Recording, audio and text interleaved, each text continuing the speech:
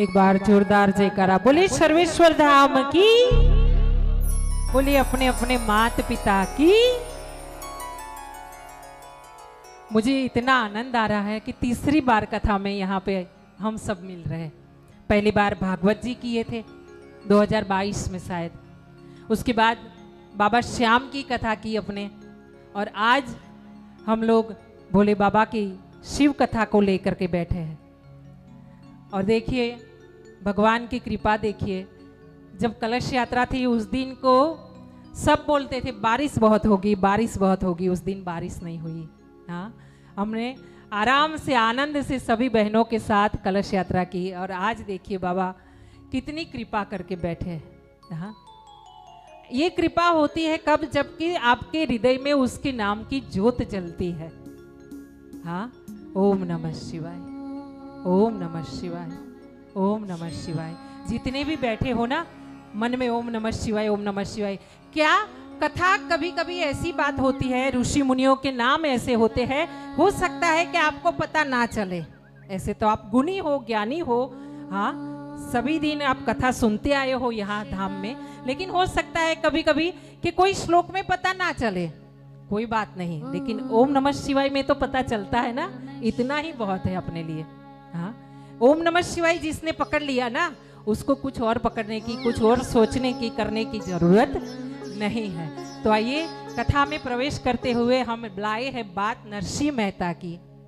हाँ, नरसिंह मेहता का नाम तो सुना होगा आपने, कि जिसका इतना नाम है भक्तराज में, कि भक्तराज कहलाते हैं नरसिंह मेहता। गुजरात में जूनागढ़ में जन्म हुआ था। ऐसे जूनागढ़ के बगल में एक छोटा सा गांव है तड़ाजा, तड़ाजा में उनका जन्म हुआ। लेकिन देखिए नानी बाई का मायरा आप लोगों के राजस्थान में ज्यादा होता है, जबकि जन्म हुआ है गुजरात में उनका। हाँ, वो भगत हुए हैं गुजरात में, लेकिन जो भगत होता है ना, उसकी प्रसिद्धि, उस नाम चला जाता है, जीवन चला जाता है, देह चला जाता है, प्राण चले जाते हैं, लेकिन इंसान की कीर्ति, उसका यश कायम रहता है। भाई कथा किसने करवाई? राधे कृष्ण भजन मंडली की बहनों ने करवाई। हाँ, किसने किसने निमंत्रण दिया? भाई अपने सर्वेश्वर धाम समिति के भाइयों ने सब जगह निमंत्रण दिया और कथा का आयोजन हुआ। नाम रह जाता है, कीर्ति रह जाती है, यश रह जाता है, इंसान चला जाए भले। हाँ, इसलिए कर्म ऐसे करने चाहिए कि सब दिन अपने जाने के बाद भी कोई किसी का ठिकाना थोड़ी है, भोले बाबा की टिकट आ जाए और चले जाए, लेकिन यश कीर्ति रह जाती है। यहाँ हुआ है ऐसा कि नरसिंह मेहता का जन्म तड़ाजा में हुआ। 5 साल के हुए और माता और पिता राम दोनों चल बसे, भगवान के धाम चले गए।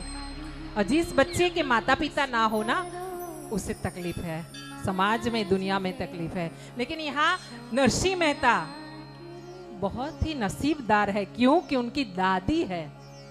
हाँ, दादी होती है ना, दादा रहते हैं ना घर में, तो फिर बच्चे को और किसी की जरूरत नहीं रहती। तो यहाँ बताया गया है कि माँ का नाम था गौरी लक्ष्मी देवी और पिता का नाम था कृष्ण दामोदर दास मेहता। देखिए नाम की कॉम्बिनेशन देखिए, माता का नाम है गौरी लक्ष्मी देवी और पिताजी के नाम है कृष्ण मेहता। हाँ, ये जोड़ी देखिए। और उसके बाद देखिए आगे है दादी, जो दादी है जय कुरी बाई। अब नरसिंह मेहता के बड़े जो भाई है वो थानेदार है, और थानेदार है, और उनका नाम है बंसीधर मेहता। उनका नाम क्या है? जय हो, जय हो। उनका नाम है बंसीधर मेहता, और उनकी शादी हो गई है, और उसी समय नरसिंह मेहता का जन्म हुआ है। पहले ऐसे होता था, बच्चे बड़े हैं, उसके छोटे छोटे भाई है।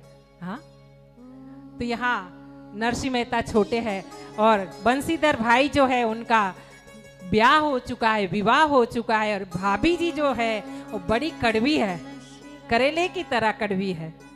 हाँ, और नरसिंह मेहता के लिए उनके मन में कोई अच्छा भाव नहीं है। जो भी है, बैठ जाइए, बैठ जाइए आराम से। और यहाँ ऐसा बात हुआ है कि भाई भाभी जब कड़वी है तो दादी ने उनको संभाल लिया है। दादी जहाँ जहाँ भी कीर्तन होता है, जहाँ जहाँ भी सत्संग होता है, दादी अपने बच्चे को लेकर, नरसिंह मेहता जी को लेकर, 5 साल के बच्चे को लेकर के साथ में चलती फिरती है, लेकर के जाती है, सत्संग करवाती है। लेकिन तकलीफ एक है कि जब सब तरह से बढ़िया होता है ना, तब थोड़ी सी तकलीफ भगवान देते हैं। और तकलीफ यहाँ क्या है, नरसिंह मेहता देखने में अति सुंदर है, नाक नक्श एकदम सुंदर है और घुंघराले बाल है, गोरा गोरा मुखड़ा है, बड़ी बड़ी आंखें, तिरछी तिरछी कटाक्ष नेत्र है। भगवान के जैसे, भगवान के जो भक्त होते हैं ना, भगवान उनको अपना रूप देते हैं। कई बार देखिएगा भगवान के भक्तों को भगवान अपना रूप दे देते हैं। हाँ, और जब रूप नहीं देते ना, तो कभी कभी क्या करते हैं, उनका हृदय इतना कोमल बनाते हैं कि भगवान को रात दिन भजे रहे, पढ़ते रहे उनका नाम। यहाँ बात ऐसी हुई है, नरसिंह मेहता 5 साल के हैं, गोरे हैं, सुंदर है, घुंघराले बाल है, लेकिन तकलीफ एक बहुत बड़ी क्या है, ना बोलते हैं ना सुनते हैं जन्म से। क्या तकलीफ है, गूंगे और बहरे हैं। नरसिंह मेहता गूंगे हैं, बहरे हैं, कुछ सुन नहीं पाते हैं। हाँ, और इसी करके उनकी भाभी उससे ज्यादा चिढ़ती है, क्योंकि सेवा करनी पड़ती है छोटे देवर की। यहाँ बात ऐसी हुई है कि दादी जहाँ भी सत्संग हो, कथा हो, वहाँ लेकर के भजन में जाती है। जाकर के जैसे ही महाराज जी को देखे सत्संग करते हुए व्यासपीठ पे, जिस महाराज जी को देखे, जाकर के एक ही बात करे, उसके चरणों में ये बच्चे को रख दे और रख करके बोले, भाई महाराज जी कुछ कीजिए, गुरु महाराज कुछ कीजिए, हमारा बच्चा नहीं बोलता है, नहीं सुनता है। अगर बोलना भी कर दे चालू, तो हमको थोड़ी आस बंधेगी कि आगे जाकर के जी लेगा बच्चा। आप कुछ दया कीजिए, आशीर्वाद दीजिए। ऐसे ही जहाँ जहाँ कीर्तन होता है, जहाँ जहाँ कथा होती है, वहाँ वहाँ जाकर के ये दादी माँ नरसिंह मेहता जी को वो महाराज जी के चरणों में, गुरु जी के चरणों में अर्पण करती रहती है। लेकिन अभी तक ऐसा कोई रास्ता नहीं बना कि जिससे नरसिंह मेहता की तकलीफ दूर हो जाए। और समय होते होते ऐसा समय एक आया है कि घर वाले सब निराश हो चुके हैं कि अब ये बच्चा बड़ा तो होगा, जी तो लेगा, लेकिन गूंगा और बहरा ही रहेगा। देखिए नरसिंह मेहता की बात कर रहे हैं। नरसिंह मेहता कौन, कि जिन्होंने असंख्य सब भजन लिखे, असंख्य प्रभात, या गुजराती में बोलते प्रभातिया, मतलब सुबह 5 बजे गाने वाले भजन। हाँ, वो भजन लिखे हैं नरसिंह मेहता ने। तो कैसे लिखे होंगे, अब आइए आगे जाते ये बताते हैं। एक दिन ऐसा हुआ है कि गांव का जो शिवालय है, देखिए हर गांव में कोई और भगवान की मूर्ति हो ना हो, कोई और भगवान का मंदिर हो ना हो, लेकिन शिवालय जरूर रहता है हर गांव में। भारतवर्ष में कोई ऐसा गांव नहीं होगा कि जहां भगवान भोलेनाथ ना विराजमान हो। गांव में, हर गांव में एक मंदिर रहता है, एक शिवालय रहता है। तो यहाँ ऐसा हुआ है कि गांव का जो एक शिवालय है, शिवालय में एक महाराज जी पधारे हैं, बहुत दूर से आए हैं और बहुत बड़े महात्मा है। गांव में धीरे धीरे बात पहुंची है और दादी के कानों तक बात आई है। नरसिंह मेहता की दादी को पता चला है कि देखिए एक महात्मा आए हैं, बहुत ही ज्ञानी है, बहुत बड़े महात्मा है, संत है, फकीर है, और वो कुछ बोलते चालते नहीं है, कुछ भिक्षा नहीं लेते हैं, बस रात दिन भगवान का नाम स्मरण करते हैं, किसी से कुछ लेते नहीं है। हाँ, और संत वही, साधु भूखा भाव का, धन का भूखा नहीं, साधु भूखा भाव का, धन का भूखा नहीं, जो धन का भूखा होवे वो तो साधु नहीं। हाँ, एक मुट्ठी चावल के लिए अगर संसार में घूमता फिरता रहे ना भीख मांगने के लिए, उसे महात्मा नहीं कहते, उसे संत नहीं कहते, उसे कहते हैं चोला पहना। हाँ, चोला पहना। दादी को जब पता चला, उसके कान में बात आई, दादी ने अपने बच्चे को कांख में लिया है, अपनी कमर पे लिया है, छोटे से नरसिंह मेहता को अपनी कमर में गोद में लिया है और दौड़ती हुई दादी निकली है। हाँ, 70 साल की बूढ़ी, लेकिन देखो ब्याज है ना, रुपये का ब्याज है, बेटे का बेटा है और उसका कोई नहीं है। अपने एक बच्चा संभालना हो तो तकलीफ होती है, ये दादी देखो 70-75 साल में छोटे बच्चे को संभाल रही है, 5 साल के बच्चे को उठा करके आई है। शिवालय में आते ही घंटी पे घंटी बजाती जा रही है। कहाँ है महात्मा, कहाँ है संत जी, कहाँ है गुरु महाराज, मुझे कुछ दीजिए भगवान, मेरे बच्चे का कल्याण कीजिए करते करते आई है। और आकर के गुरु महाराज जी के चरणों में साष्टांग दंडवत किया है और बच्चों को नरसिंह मेहता जी को गोद से उठा करके उनके चरणों में अर्पण कर दिया है और प्रणाम करके बोली है, महाराज जी बहुत जगह गई हूँ, बहुत जगह घूमी हूँ, लेकिन मेरे मन का काम नहीं हुआ, मेरा बच्चा गूंगा है, मेरा बच्चा बहरा है। आप चाहेंगे ना, आशीर्वाद देंगे ना, तो मेरा बच्चा बोलता होगा, मेरा बच्चा सुन पाएगा, उसकी जिंदगी जी पाएगा। माँ बाप नहीं, अनाथ है बच्चा, कुछ कृपा कीजिए महाराज।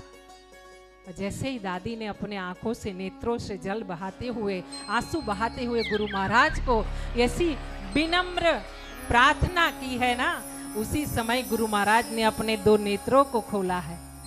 बंद आंख करके ध्यान में जो बैठे थे गुरु महाराज शिवालय में, उन्होंने अपने नेत्रों को खोला है। धीरे धीरे नेत्र खोल करके उन्होंने देखा है कि सामने एक छोटा सा बालक बैठा है। उसकी मुखाकृति इतनी सुंदर है, उसके कुंडराले बाल है, कटाक्ष नेत्र है और ऐसे ही मंद मंद हंसता हुआ गुरुजी महाराज के आंखों से आंखें मिला करके बैठा है। फिर गुरु महाराज ने दादी की ओर देखा है। जब दादी की ओर देखा तो दादी ने फिर से रोते रोते अर्जी की है। क्या अर्जी की है? महाराज बच्चा है, मेरे बेटे का बेटा है, मेरा पोता है महाराज, सालों से बोलता नहीं, जन्म से गूंगा और बहरा है, कुछ कीजिए महाराज, आशीर्वाद दीजिए। आप आशीर्वाद दीजिएगा ना, मेरा बच्चा बोलता हो जाएगा, कुछ कीजिए भगवान। और देखिए गुरु महाराज जब कुछ देते हैं ना, अगर उठा करके गुरु महाराज अगर एक मिट्टी की चुटकी भी दे देना किसी को, तो समझिए उसका बेड़ा पार है। हाँ, कौन कौन गुरु किए हैं? गुरु जी किए हैं ना। अगर किसी ने नहीं किया है ना, टेंशन मत लो, अपने माँ बाप को गुरु मान लो। हाँ, अपने माँ बाप को, अपने सास ससुर को, नहीं तो हनुमान जी महाराज को अपना गुरु मान लो। हाँ, धीरे धीरे धीरे गुरु महाराज के प्रति इतना भाव रखो ना कि धीरे धीरे आपको बातें करेंगे गुरु महाराज। हाँ, जैसे हनुमान जी को आप गुरु मान लीजिएगा ना, तो आपकी कठिन परिस्थिति होगी ना, उस समय आप सवाल करोगे ना, तो किसी भी प्रकार से एन कैन प्रकारे या तो किसी इंसान को भेज देंगे, किसी का फोन आ जाएगा, कोई मैसेज कर दीजिएगा और ऐसे ही आपको जवाब मिलता रहेगा आपकी तकलीफों का। हाँ, इसलिए गुरु करना बहुत जरूरी है। कहते हैं कि जो गुरु करते हैं ना, उसी का भरोसा करना चाहिए, नुगरा का भरोसा नहीं करना चाहिए। हाँ, तो आइए, यहाँ बच्चे को गोद में रखा है, चरणों में रखा है गुरुजी महाराज के, और गुरु महाराज ने अपनी सुंदर एक दिव्य दृष्टि बच्चे के ऊपर डाली है। जब माँ ने कहा है, दादी ने कहा है कि गूंगा और बहरा है, तो गुरु महाराज ने अपना एक वरद हस्त उठा करके दाहिना हाथ ये बच्चे के सर पे रखा है और रख करके ऐसे आंख बंद करके फिर खोले है और नरसिंह मेहता के आंखों से आंखें मिला करके, नेत्रों से नेत्र मिला करके आशीर्वाद देते हुए गुरु महाराज ने बोला है, बोलो बच्चा राधे कृष्ण, बोलो बच्चा राधे कृष्ण, बोलो बच्चा राधे कृष्ण। और ऐसे ही तीसरी बार बोलने के बाद चौथी बार नरसिंह मेहता बोले राधे कृष्ण, राधे कृष्ण, राधे कृष्ण। और ऐसे उठे हैं नरसिंह मेहता, छोटे से बालक गोल गोल घूमे हैं, ताली बजाते हुए, नाचते हुए राधे कृष्ण, राधे कृष्ण, राधे कृष्ण करते हुए अपनी दादी के गले में लग करके बैठे हैं। महाराज दादी की खुशी का आज कोई पार नहीं है। 5 साल तक बच्चा जो कुछ बोला नहीं है, आज वो बोला है, आज वो सुनता है। गुरुजी महाराज को प्रणाम करके अपने बच्चे को लेकर के माँ दादी घर आई है। और आज देखो, जो बच्चा 5-5 सालों से कुछ नहीं बोला, वो बच्चा आज राधे कृष्ण के सिवा कुछ नहीं बोल रहा है। क्यों?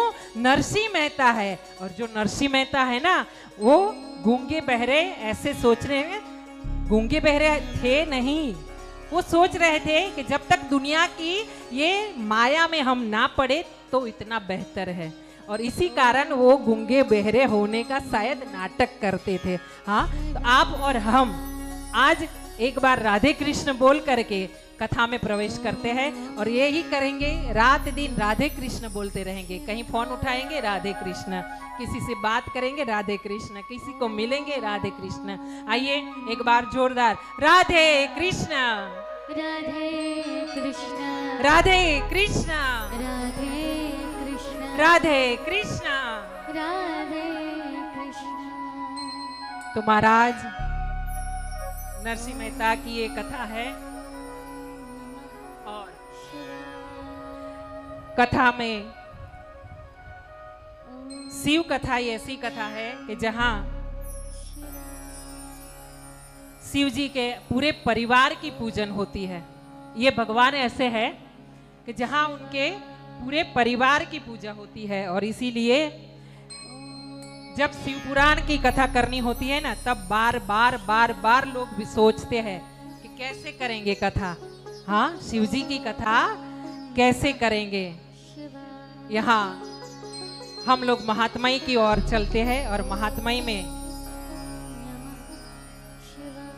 88,000 संत जन प्रयागराज के तट पर बैठे हैं। प्रयागराज के तट पर जब सब संत मिलन हो रहा है, जमावड़ा हो रहा है, सब मिल रहे हैं और उसी समय महाराज एक बात हो रही है कि सूत जी महाराज वहां आए हैं। धीरे धीरे अपना सेटिंग कर लीजिए। आवाज करने से बढ़िया है जैसे ही बैठे हो आप वैसे ही बैठे रहे।